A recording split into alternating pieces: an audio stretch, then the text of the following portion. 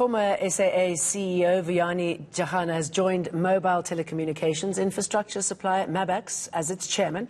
Now, Mobax is an investment and holdings company that offers engineering, project and technical services to telecommunication network operations and corporate clients on the continent. Vuyani Jarana joins us via Skype to talk about his latest move. A very good morning to you. What's the appeal here? Why did you move?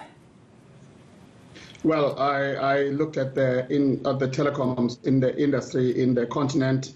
There's a need for rapid deployment of broadband, and to do that, telco operators are going to need a reliable partner, a partner that can deliver projects at scale and in the fastest possible time, but within the right economics. So going for a platform like Mobax, which will scale and kick it to the next orbit, presents that opportunity for tight partnership between ourselves as well as the telco operators. At the end of the day, the consumer will benefit because broadband roll out faster, coordinated, better economics for the telco partner, and innovation in engineering. So that's the attractiveness of Mobax to me.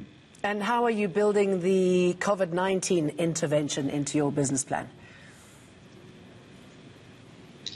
So we already have, Mobax provides support services for infrastructure across the country. To some of the mobile network operators. We've got our teams really out there looking after the network because telecommunications is critical at this point in time. So we're complying with health and safety, we're complying with COVID, the sensitizers, the hygiene factors, the social distance. But our teams are in the essential services side because, as you would know, Jane, that what is growing today is broadband usage out of COVID because everyone has to work remotely. So our teams are out there supporting the country. Pretty good timing. Tell me a little bit about the app that is linked to this, launched by the South African Fraud Prevention Services. Tell us how that's going to work.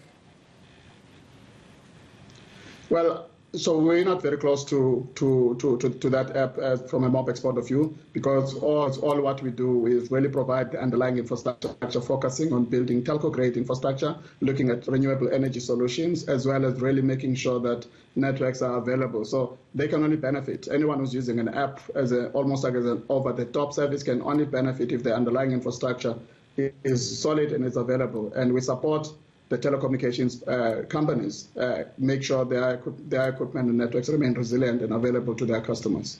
All right. Can we shift the focus a little bit and talk about SAA? I mean, you were the CEO there at the helm. You oversaw it during troubled times before you decided to leave. Many of your suggestions have now been taken up, including bringing in the rescue package that they're now looking at, the rescue practitioners. What do you make of the impact of that, other than I told you so?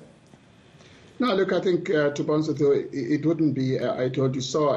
SAA remains a very important asset for the country. I think the government and other stakeholders are seized with the task of making good out of SAA. I think what I would say is that the COVID crisis, traumatic as it is to all airline industries, presents an opportunity for stakeholders in SAA to find one another. You're sitting with a situation where the crisis of COVID should focus everyone's mind to say, whether it's labor, it's shareholders, it's the board, it's BRPs, to say, we have to emerge out of COVID with an airline that's sustainable, regardless of its size. I think they shouldn't miss the opportunity of really restructuring SAA when no one is trading. I think it's an opportunity. It's an unfortunate set of circumstances, COVID, but for where they are, this is where you can get everyone to rally behind one goal without any form of brinkmanship. I think it's an opportunity to take us together and emerge with a much more stronger SAA regardless of its size. I know you were called on to consult, so I'm just wondering what you added to other than what you've told us now and where it is likely to get the money from. I mean, would it eventually have to go to the highest bidder? Look, I wouldn't want to really make so many comments on SAA because they are going through a really difficult times. PRPs have not published their plans as yet.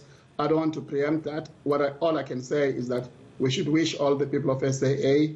The thing I can emphasize is that the opportunity they have now, even if labor may have not been working well with management, if that's a view that anyone can hold. The time of crisis like this pulls everyone together because it's a single objective of survival of SAA, regardless of its format, its architecture. So there's a common rallying point, a common enemy, survive COVID, which means even warring parties can drop their weapons and work together to find one solution for SAA. I think we have to wish them luck and say we back them as South Africans. And from where I stand, I wish them every luck from the shareholder, the board, and the employees of SAA to work through these difficult times and emerge victorious at the end of COVID.